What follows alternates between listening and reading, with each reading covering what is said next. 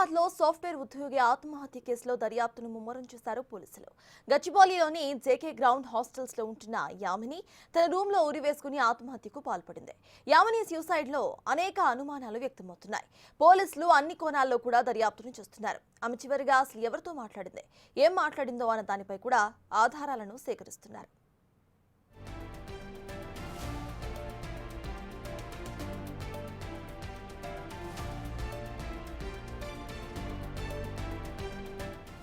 హైదరాబాద్ లో సాఫ్ట్వేర్ ఉద్యోగి ఆత్మహత్య కేసులో దర్యాప్తును ముమ్మరం చేశారు పోలీసులు.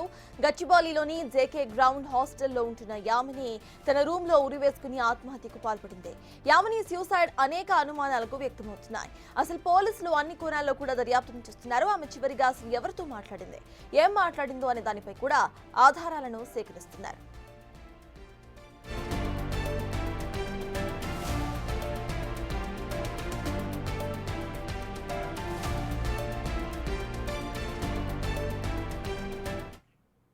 హైదరాబాద్ సాఫ్ట్వేర్ ఉద్యోగి ఆత్మహత్య కేసులో దర్యాప్తు ముమ్మరం చేశారు పోలీసులు. దీనికి సంబంధించిన పూర్తి అప్డేట్స్ మా ప్రతినిధి సుజాత అందించడానికి సిద్ధంగా ఉన్నారు. సుజాత, చెప్పండి, ఈ కేసుకు సంబంధించిన ఫ్రెష్ అప్డేట్స్ ఏంటి, అసలు పోలీసులు ఏమంటున్నారు?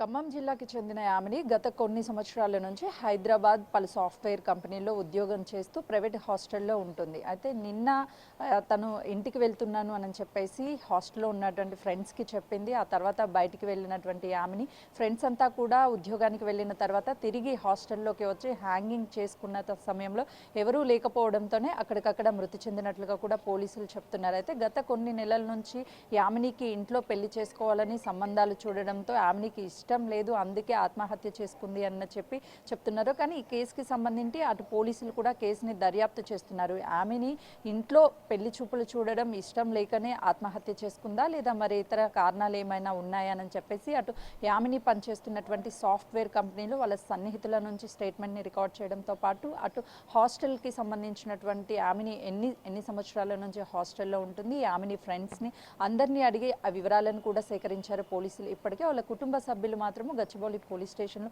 కేసుని నమోదు చేయడంతోనే పోలీసులు కూడా ఈ కేసుకి సంబంధించి దర్యాప్తుని ముమ్మరం చేశారు. అయితే యామిని ప్రధానంగా చివరి కాల్ ఎవరితో మాట్లాడింది, సన్నిహితులతో ఎప్పుడైనా సరే తన వివాహం గురించి కానీ లేదు అని అంటే తనకు ఉన్నటువంటి సమస్యల గురించి ఎప్పుడైనా మాట్లాడిందా అన్న విషయాలన్నింటినీ కూడా సేకరిస్తున్నారు. మరోవైపు కీలకంగా యామిని ఫోన్లో కూడా అటు వాట్సాప్ కావచ్చు, అదేవిధంగా మెసేజెస్ ఇవన్నిటిని కూడా పోలీసులు పరిశీలిస్తూ కేసుని దర్యాప్తు చేస్తున్నటువంటి పరిస్థితి ఉంది. తాజాగానే చూస్తే అటు యామిని ఇంటికి వెళ్తున్నాను అని చెప్పేసి గత కొన్ని రోజుల క్రితం కూడా చెప్పింది. ఇంటికి వెళ్ళొచ్చిన తర్వాత మళ్ళీ నిన్న కూడా ఇంటికి వెళ్తున్నది అని చెప్పిన సమయంలో ఎందుకు సడన్గా ఇంటికి వెళ్తుంది అని చెప్పేసి అడిగారు. కానీ పని ఉండి ఇంటికి వెళ్తున్నాను అని చెప్పినట్లుగా కూడా తెలుస్తుంది. మరోవైపు ఈ కేసుకి సంబంధించి ఆమెని పెళ్ళి ఇంట్లో కూడా ఆల్రెడీ ఇష్టం లేదు అని చెప్పినట్లు తెలుస్తుంది. కాబట్టి ఒకవైపు పెళ్ళి ఇష్టం లేకనే సూసైడ్ చేసుకుంది, ఏదన్నా ప్రెజర్ ఇచ్చారా ఇంట్లో వాళ్ళు అన్న కోణంలో కూడా పోలీసులు అయితే దర్యాప్తు చేస్తున్నటువంటి పరిస్థితి ఉంది. సతాస్.